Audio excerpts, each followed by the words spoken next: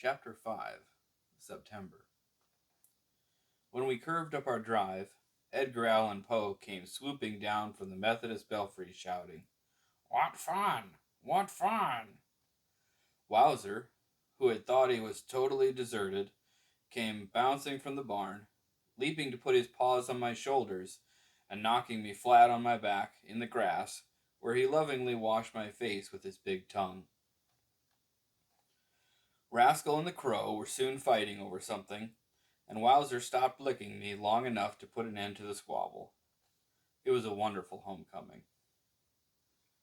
Sweet corn was no longer an issue, being dry on the husk, but I had made a promise and was honor bound to keep it.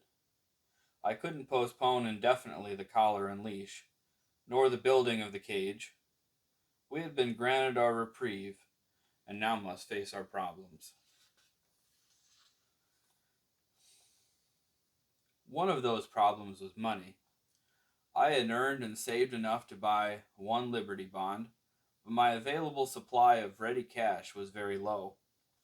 I counted the quarters, dimes, nickels, and pennies in my earthenware crock and decided that if I bought the leash and collar and the lumber and chicken wire for the cage, it would set me back about 6 months in purchasing canvas to cover my canoe. And that meant the canoe would have to stay in the living room another winter. Not one of the boys I knew was granted an allowance, or would even think of asking his father for a loan. I felt fortunate to be permitted to keep the money I earned for mowing lawns and selling my garden produce. I took 4 precious quarters from the crock, put Rascal in the basket of my bicycle, and pedaled slowly and sadly downtown. Buying a collar and leash for my pet raccoon was like buying a ball and chain for a dear friend. But I thought it would be wise to have Rascal's approval and assistance. It might lessen his terror when he found that his freedom had vanished. We stopped at Shadwick's Harness and Leather Emporium, which smelled delightfully of tan leather, saddle soap, and harness oil. It was a perfect place for Rascal to browse, examining the stirrups of both Western and English saddles, the brass buckles on the work harnesses, and the exquisite silver mountings on the set of driving harnesses being made for the local banker's high-steppin' team. Garth Shadwick, like his father before him, was a craftsman in leather whose skill was known as far away as the county seat and the state capital. He had made handsome leather luggage, custom-fitted riding boots, and engraved bookbindings. But most of his trade was in harnesses, and harness making was a profession threatened by the automobile. At this moment, Mr. Shadwick had a jeweler's glass in his right eye and was engraving scrolled initials on a silver nameplate. I would not interrupt him at such a moment, and waited patiently until he took the glass from his eye and looked up from his work. "Well, Sterling?" "We don't want to bother you, Mr. Shadwick." "Boys and coons don't bother me," the harness maker said. He returned to his engraving for several minutes, then tossed it aside and exploded. "It's those gold-danged automobiles. Smelly, noisy, dirty things, scaring horses right off the road. Ruin a man's business." "Well, son, speak up. What is it you want?" "I want a collar for Rascal," I said, fighting the stinging moisture in my eyes, "and a braided leash to match. And they're making me build a cage to lock him up." "Gold dang buzzards," the harness maker said. "Cage for a little coon like that? Going after boys and coons now, are they?" "Well, you want his name engraved on a silver plate on the collar?" "Well, I haven't got much money," I said hesitantly, "but that would be wonderful. His name is Rascal." "Well, come here, Rascal, and let me measure your neck," Garth Chadwick said, leaning over to pat my complacent pet. "You don't need to measure him, Mr. Chadwick. Here's a string that's just the right length for the collar, with knots where the holes in the buckle should be, and allowing a little for when he gets bigger. The harness maker came as near to smiling as I had ever seen him. With swift precision, he went to work on a strong, light collar of pliable golden brown calfskin, about a half an inch wide. He used his smallest awl to make the holes, and his smallest needle and lightest wax thread. Then he went to the safe and brought out a tiny silver buckle, which he sewed to the collar with almost invisible stitches. It was the sort of work he would have done if asked to make a harness for a ferry coach. Finally, he put his glass to his eye, and on a very small silver nameplate inscribed Rascal in a fine Spencerian script. "That's the most beautiful raccoon collar I ever saw in my life," I said. "It's the only raccoon collar you ever saw," the harness maker chuckled gruffly, "and the only one I ever made. Better try it for size." I wasn't certain that Rascal would like to have the collar put around his neck, but I couldn't hurt Mr. Shadwick's feelings.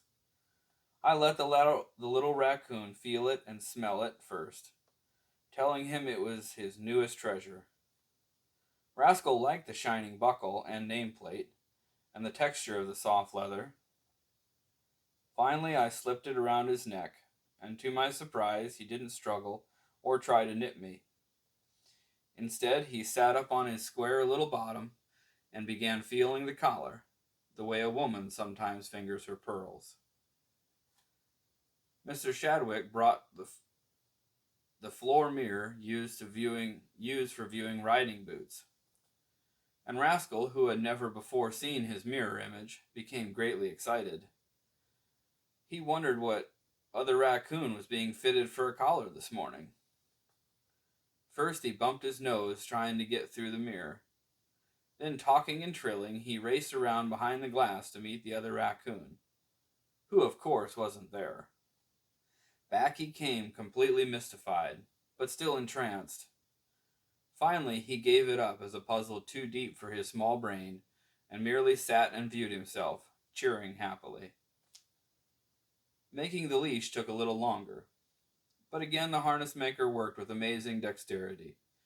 He cut 6 very slender strips of the same calfskin, and began the most elaborate job of braiding I have ever seen. His fingers worked so swiftly I could not see which strands went over and which went under and through. The finished leash, inch by perfect inch, was as slim as the tip of my steel fishing rod. At my end of the leash, he fastened a silver harness ring. At the other end, a snap to attach to the collar. I knew that I didn't have enough money in my earthenware crock to pay for such a collar and leash, complete with silver fittings. So I put my 4 quarters on Mr. Shadwick's workbench and said it was a down payment and that I would bring him something every week for the next 6 months. The harness maker gazed off through the window, the way Rascal often did, his mind going back, perhaps to his own boyhood, when there weren't any gall-dang automobiles to ruin the finest profession in the world. "Why, son," he said, "I'd be cheating you if I took more than 25 cents for that leash and collar. Now get along with your little coon, I've got work to do." There had been an overcast when we had started downtown that morning, but the sun was shining brightly as we pedaled homeward. The opening of school was postponed for a month in the autumn of 1918. With so many young men away at war, the women and older children tried to fill their places on the farm around Brailsford Junction. In this rich tobacco region, the crop is harvested in September, late enough to avoid shed burn, but early enough to avoid frost.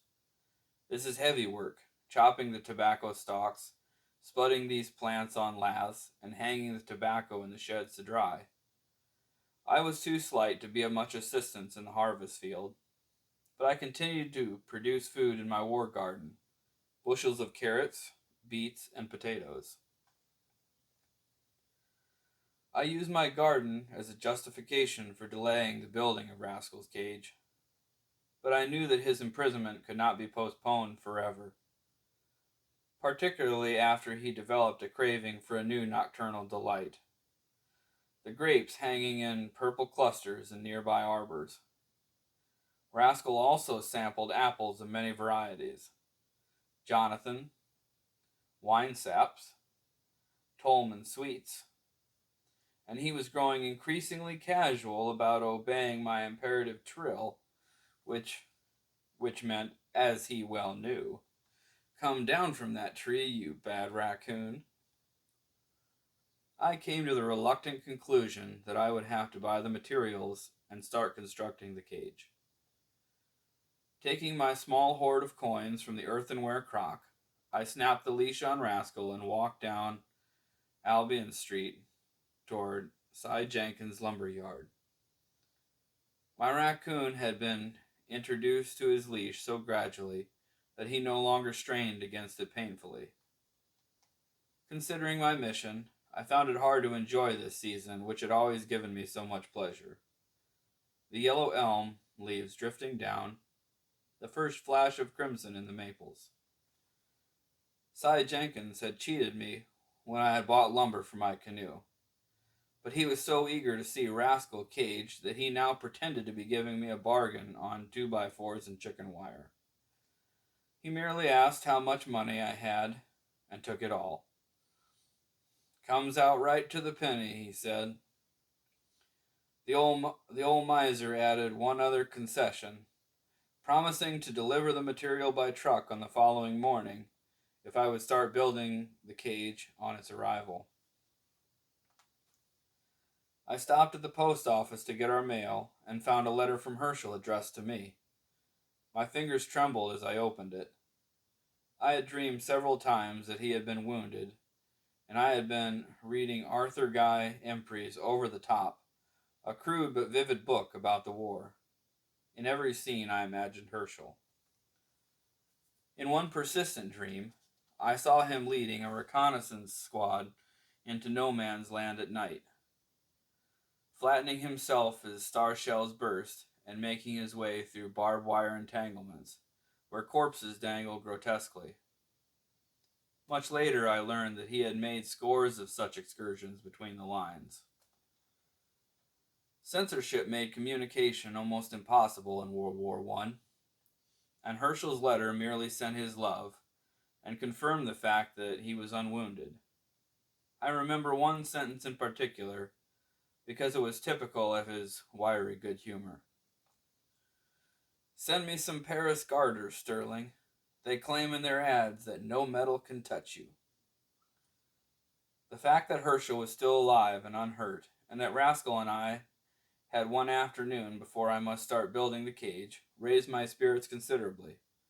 I made jelly sandwiches for the two of us, and we climbed the cleats I had nailed to the oak tree, taking with us our picnic lunch and a copy of Westward Ho. High on our favorite crotch, we ate and I read, fascinated by the adventures of Amias Leigh.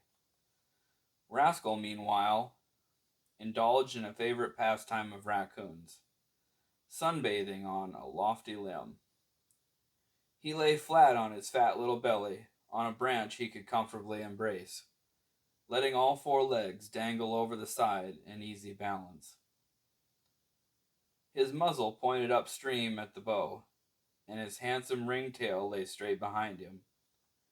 And there he dozed for hours, absorbing the healing sunshine of September, as though he were storing up warmth for the long, cold season ahead.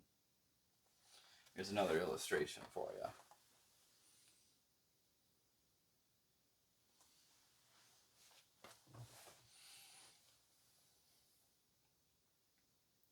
I was equally happy and quite as lost in the world as I sailed the Spanish Main with Amias, following him into the forest to find the beautiful white girl,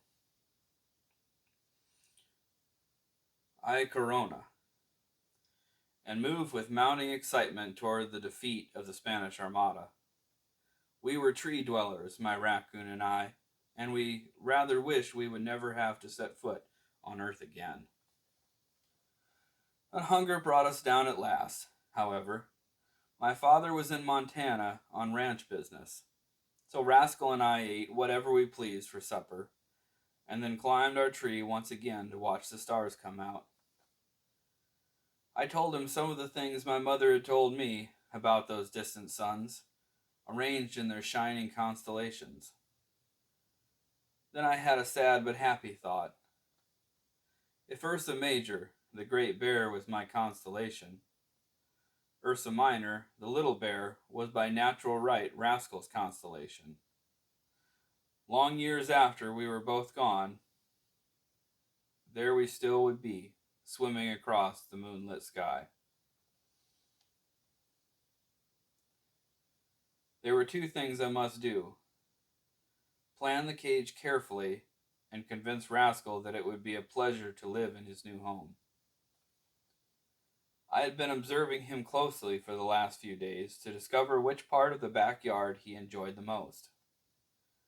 There would be no doubt about his preference. It was an area about 12 feet square, which extended from the base of the oak tree below his hole to the side of the barn. This included a smooth expanse of grass and white clover, and my bait pool, with its running water and constant supply of minnows. Just as I had let Rascal become slowly acquainted with his collar, and then his leash, I now invited his help in constructing the cage. When the wire and 2x4s arrived, I laid out the square, dug holes for the posts, and also sank a 6-inch trench along each side for pegging down the bottom edge of the wire. Rascal enjoyed all this activity without understanding its true meaning. He reached into each excavation, crawled back and forth through the central tunnel in the rolls of chicken wire, fished languidly in the bait pool, or merely went to sleep in the grass. My father sent a postcard from Montana saying he would not return for another 10 days or 2 weeks. Fortunately, we ran a charge account at the meat market and at one of the groceries. But to raise money for staples and hinges, I had to dig and sell 2 more bushels of my potatoes. I was somewhat lonesome and very grateful for Rascal's companionship night and day. Possibly, I could have built the cage in less time had I not been aware of its purpose. However, the posts were soon set, and in another day the framework nailed together. It was a cube 12 feet square, which gave easy access to Rascal's hole in the oak tree. It also encompassed the bait pool, using 12 feet of the barn along the eastern side. I had to fasten wire securely across the top of this cube, knowing that Rascal could climb any fence ever built. I used an old screen door for the principal entrance, nailing chicken wire to the frame and hinging the door to a sturdy post. But during the several days I spent building the cage, I was careful not to close this exit. Never for a moment did Rascal feel penned in. I fed him his favorite foods within the wire, always dreading the day when I must hook the door. It seemed to me a wicked thing to take a wild raccoon kitten from the woods, a little animal who loved speed and adventure and exploration, and to imprison him like an animal at the zoo. I had seen the big cats and the bears pace up and down their cages in hopeless misery. Would Rascal yearn like that for his lost freedom? He must have more space, I thought, and more shelter. Then I had a small inspiration. I hurried to my workbench to get a compass, brace and bit, and keyhole saw. Making sure that my calculations were right, I drew a circle on the side of the barn, big enough for a raccoon, but too small for a dog. Then I bored 4 holes within the circle, and using my slender saw, cut a neat opening into a long disused box stall inside the barn. Finally, I sanded the edges of this doorway so that it would not scratch Rascal, and I showed him the net result. Rascal loved holes of all sizes, from crayfish holes to be explored with a sensitive paw, to holes such as this one, big enough to crawl into. While I put fresh straw in the box stall and enclosed it in chicken wire, my raccoon spent most of his time going in and out of his pleasant little door.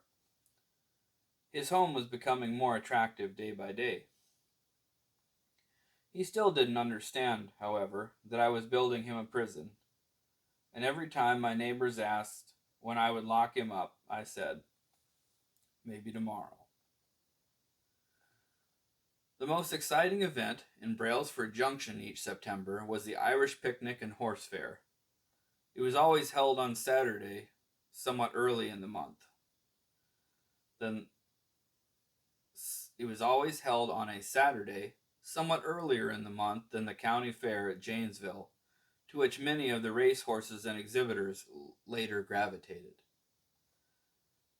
I do not know why it's called the Irish picnic, since a very small percentage of our town was Irish, but they did possess most of the good trotters and pacers of our area, and in all probability had instituted these races, which now attracted spectators by the hundreds. Mike Conway, our neighbor to the west, owned a terrific trotter, a spirited stallion that had sired several of the most likely colts and fillies in the county. Early on the morning of any Irish picnic, Mike was to be seen currying Donnybrook to a satin sheen, washing the sulky and oiling his racing harness. Donnybrook seemed as aware as his master that this was a great day. His whinny could be heard at a considerable distance by interested mares, and he frisked about his pasture, kicking up his heels and tossing his head. Some racehorses have a beloved dog or cat for a companion. Donnybrook had developed a strong affection for Rascal. Whenever my raccoon climbed one of the posts of the neat wire white fence around the paddock, the black stallion immediately became gentle, changing his shrill whinny to a soft whicker. While Rascal waited on the fence post, Donnybrook would trot over to greet him. The raccoon always ran his small hands over the big velvet muzzle, fingering the bright rings on the halter. Naturally, Rascal and I would be cheering for Donnybrook in any race he might ever run. Across the street, on this same morning, Reverend Thurman was tuning up the carburetor and making other last-minute adjustments on his Model T Roadster. He was bellowing hymns which were explosively interrupted whenever he pinched a finger or dropped a wrench.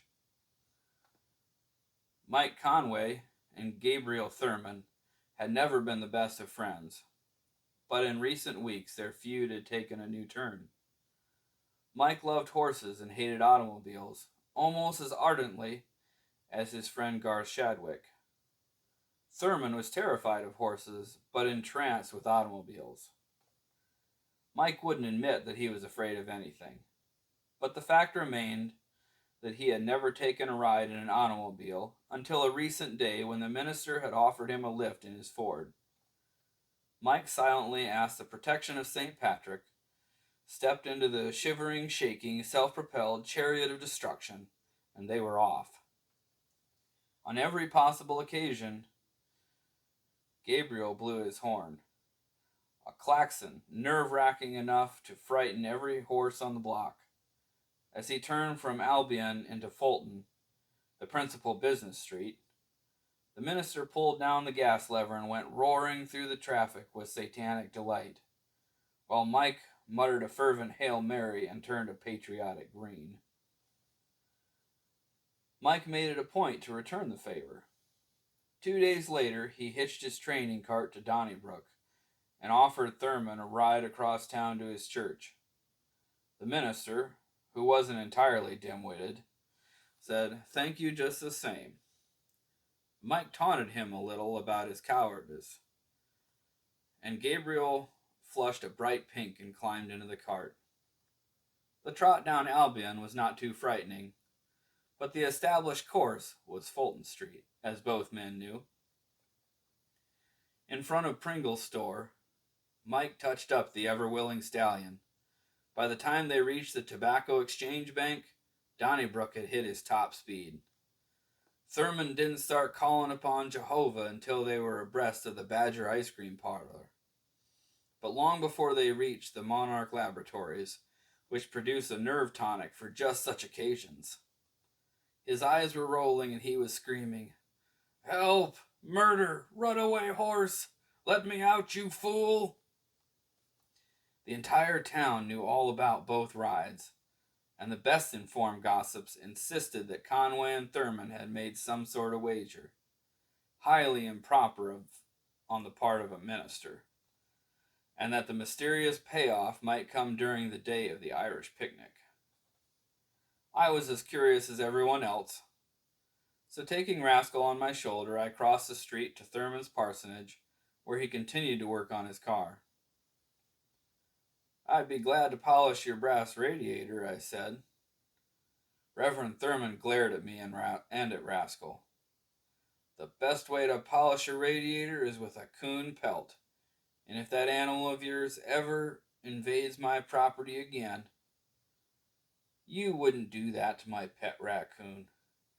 "Oh, yes, indeed, I certainly would," said the terrible tempered minister of the gospel. "I'll tack his hide right up in the woodshed."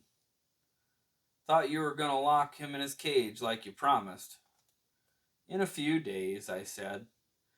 "You can see I've got him on a leash." "Step in the right direction," Thurman granted. I knew it was impolite, but my curiosity was now quite out of control. I was slightly shocked to hear myself asking, "What's your bet with Mike Conway, Reverend Thurman?" "Bet?"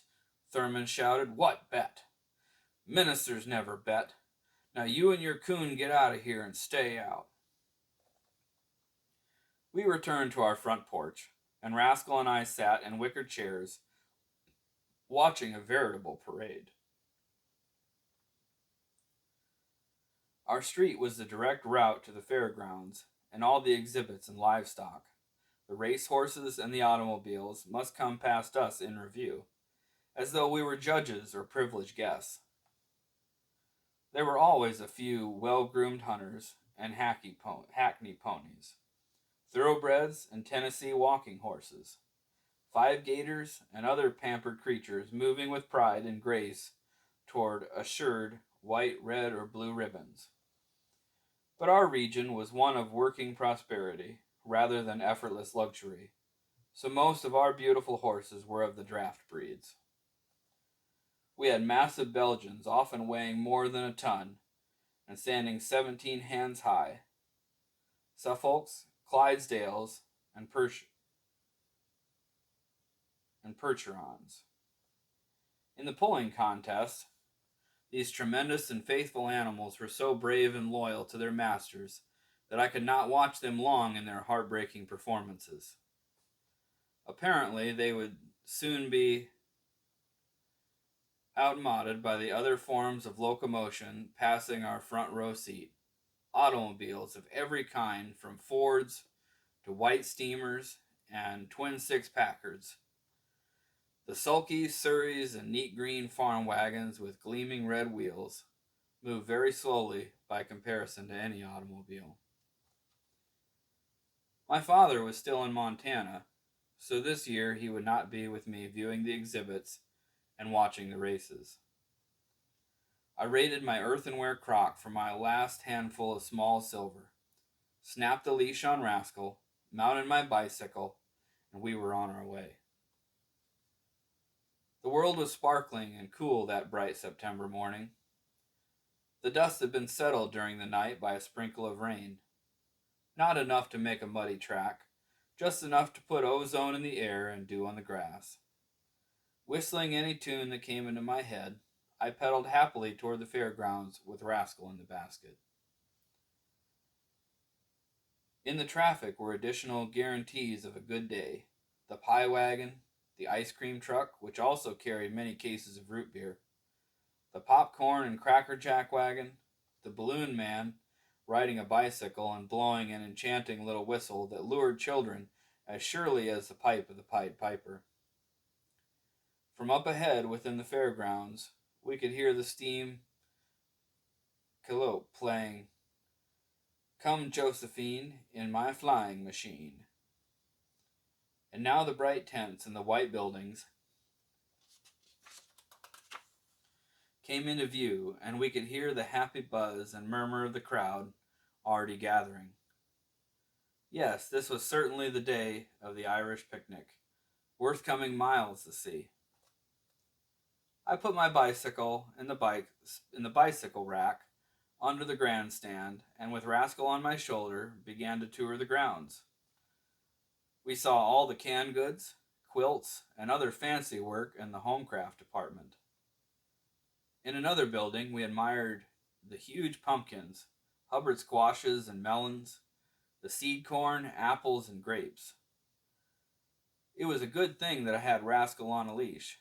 He wanted to run his avid hands over everything he saw, like a woman shopper at a fire sale. In the case of the prize-winning bunch of grapes, I restrained him just in time. On visiting the livestock building, Rascal walked the top rail of the pens, utterly confident and unafraid. Calves and colts came over to say hello. The fattened lambs were also gentle. But a big Poland China sow with her autumn litter was menacing, and a merino ram charged the fence on which Rascal was standing, moving like an oncoming locomotive and crashing his big curled horns into the wooden partition. Rascal would have been thrown into the pen by this heavy jolt if I had not literally dragged him from the danger by his leash. We were more careful after that, as we visited the horse pavilion to see, again, at closer range, the beautiful animals we had seen passing our house earlier in the morning. Most of the horses were not entered in any special event except the grand parade around the racetrack. They were judged in their pavilion by 3 craggy and serious horsemen brought in for the occasion, and some of the blue, red, and white ribbons had already been awarded. But out in the racing stables were the handsome trotters and pacers we would later watch in action. There were 2-year-olds, both colts and fillies, who would compete in the Junior Classic. They were high-spirited young things with fire and mischief in their eyes, and I kept Rascal well back from the paddock doors. Most of the 3-year-olds were better behaved, and of course there was Donnybrook, who wickered his greeting and nuzzled Rascal affectionately. In 2 of the last 3 years he had won the Senior Classic, and I think he knew that we were pulling for him. It was pure delight to be showing Rascal all this for the first time, and he was constantly interested in all that he saw. We rode the merry-go-round together, Rascal sitting ahead of me on the wooden pony, going gaily up and down, round and round. He wanted a second ride, but I had to be careful of my dimes, or we would never get through the day without going bankrupt. We couldn't resist the Ferris wheel, however. It was the biggest one that had ever come to the Irish picnic, and when we reached the top, we could see all the way to the village of Albion, far across the marshes. Height didn't frighten either of us, and it was a little like flying or soaring upward and come swooping down again. Rascal would gladly have ridden all day, and so would I, but the silver in my pocket was disappearing far too rapidly. It didn't cost anything to enter the 3-legged race, but when I saw some of those long-legged 14-year-olds teaming up, I knew that Oscar Sunderland and I didn't have a chance. Instead, we decided to enter another free event soon to begin, the pie-eating contest. Gabbling happily about Rascal and the coming muskrat season, We walked toward the long plank table and adjoining benches laid out with 20 blueberry pies. "I seen a mink track," Oscar said. "Lives in the tile that drains Mud Lake. You got your traps oiled?" "Not yet, but I sent to St. Louis for our fur catalogs." "Boy, we're going to make a fortune this fall. We're going to be filthy rich." "I could use some money," I admitted. "I'm just about stone broke." "Gee, so am I. Flat busted. Say, look at that pie." "Not as good as your mother makes." She does make a good pie at that," Oscar admitted. "Mom's all right." We sat down on either side of the table, 10 boys on each side. Our hands were tied behind our backs, and while we awaited the starting gun, we shouted happy insults at each other. The object of this messy contest was to eat the full-size pie faster than any other contestant. You had to eat it with your face, and pull the pie tin back with your teeth if it started slipping beyond reach. I noticed a knot in the wide plank that might be helpful. If I could maneuver the pie tin right up against that knot, I could really dig in. Then I discovered that I was directly across the table from Slammy Stillman, and I knew this would be the toughest pie-eating contest I had ever entered. Slammy was the biggest, greediest, meanest 12-year-old in town. We hated each other with a fine, soul-satisfying hatred, born of many fistfights in which I was always outweighed and outslugged. But by boyhood rules, you could never refuse to fight. We glared at each other balefully. This was a grudge fight to the last blueberry and the last crumb of pie crust. Bang! We were off with a good juicy plunge through the crust and deep into the berries. The knot in the plank helped a little, but not enough. It held the pie tin for about 3 good slurps, then let it slip. There was so much commotion, noise, and splattering of blueberries, with some boys practically lying on the table trying to recover their pie tins, that it was hard to see who was winning.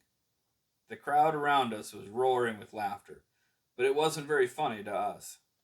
We were desperate, exasperated, covered with blueberries, and breathing hard. Everybody wanted the $3 grand prize, not to mention the glory and the blue ribbon. I was practically certain that only Slammy Stillman was ahead of me, and I didn't see how I could ever catch up. Then my best friend came to my rescue. Rascal knew all about pies, and he loved blueberries. He leaped to the table and started helping me eat my pie, licking it up at a wonderful rate. Best of all, he was working from the other side of the pie, adding 5½ pounds of raccoon to the resistance already supplied by the knot. My tin scarcely slipped at all. Slammy Stillman was the first to notice. He was completely infuriated.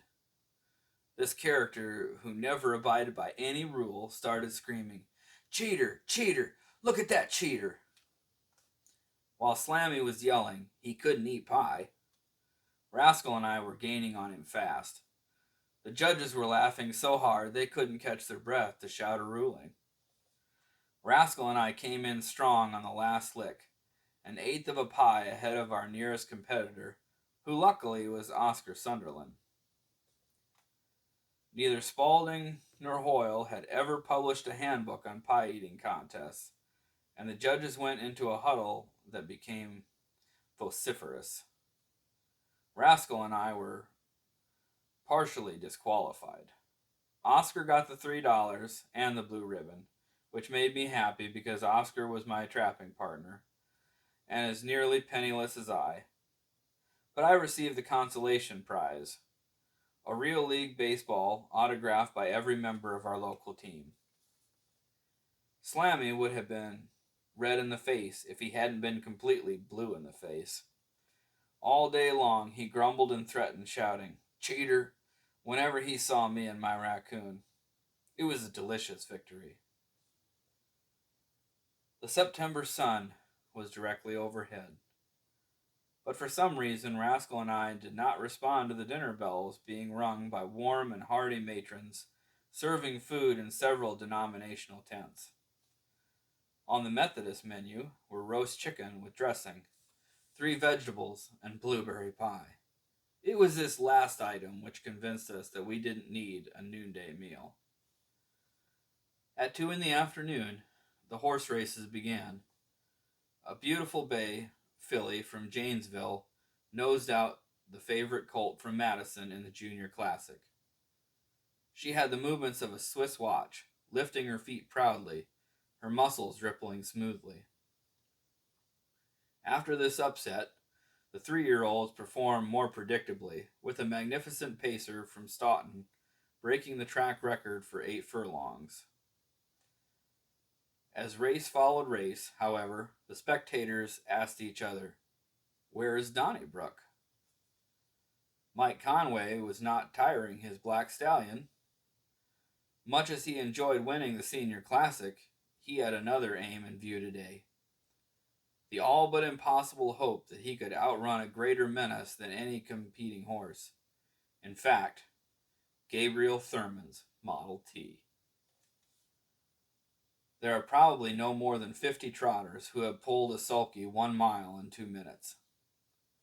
Possibly 90 pacers have achieved this immortality. Generally speaking, it takes a great horse in harness racing to speed 1 furlong in 15 seconds, or 1 mile in 2 minutes. Similarly, unless handled by a racing driver, few early Fords could top twice this speed, 60 miles an hour, or a mile a minute. The mathematics of this race seemed obvious. A very fast trotter was matched against a well-attuned Ford. By any sensible odds, Reverend Gabriel Thurman should have been asked to drive his Tin Lizzie 4 times around the half-mile oval, while Donnybrook wheeled Mike Conway twice around his track. All through the grandstand, the news spread swiftly. Mike had bet that he could go twice around the track, while Thurman and his Ford made a mere 3 rounds. There was one shrewd catch, however. Donnybrook needed no cranking, and Thurman must wait for the starting gun before cranking his Ford, jumping into his roadster, and streaking off after the stallion and his master. Mike Conway had watched the impatient and impetuous Gabriel Thurman crank his Ford on many occasions. He knew that Thurman always took reckless chances in 3 departments. He placed the gas and also the spark lever much too low. When aggravated, he always jerked the choke wire, which emerged at the left of the crank, thus flooding his carburetor. Mike was no mechanic, but he had often used his stopwatch on Thurman's futile attempts to start his car. Gabriel Thurman was aware of his impetuosity. He knew that in his eagerness to make his Ford rumble and roar, he caused backfires that nearly broke his arm. He was being tremendously cautious, putting the spark and gas barely below the permissible level, and promising himself that he would not touch the ring attached to the wire that primed the carburetor. The flag was lowered, the barrier raised, and Mike and Donnybrook were off in a flash. It was sheer joy to watch that stallion lift his white stocking feet. Mike rode comfortably on the seat of the sulky, as much a part of his trotter as though he had been astride. Gabriel Thurman gave the crank a whir, and was nearly knocked into the dust by the backfire. He rushed to his steering wheel, adjusted the gas and spark, and tried once again. A very small pop created such exasperation that the minister pulled the priming wire with a desperate yank. The carburetor flooded until it dripped gas beneath the car. By this time, Mike Conway and Donnybrook had completed a full round of the track, and had only 1 more to go. By luck rather than skill, Thurman now started his Ford, and off he blasted, sounding his klaxon and pulling his gas lever to the lowest notch. This was almost an even race. If the Ford could make 60 miles an hour, while Donnybrook held 30. On the open road, Thurman might have won, but taking the curves without leaping the fence was his problem. Donnybrook crossed the finish line, leading by 2 lengths, the indisputable winner. There was one other reward for Rascal, and for me. Donnybrook moved over to the fence where my raccoon was watching and waiting eagerly. With more than 1,000 spectators enjoying the sight, Donnybrook nuzzled Rascal, while Rascal ran his hands over the stallion's nose and bridle. Once again, we had tasted victory. I came home in the early evening to the empty house. I called the telegraph office in the railroad station to learn if my father had wired from Montana telling me when he was coming home. But of course, he had sent no message. I took Rascal to his cage and sat for a long time, talking to him and petting him while he ate his evening meal.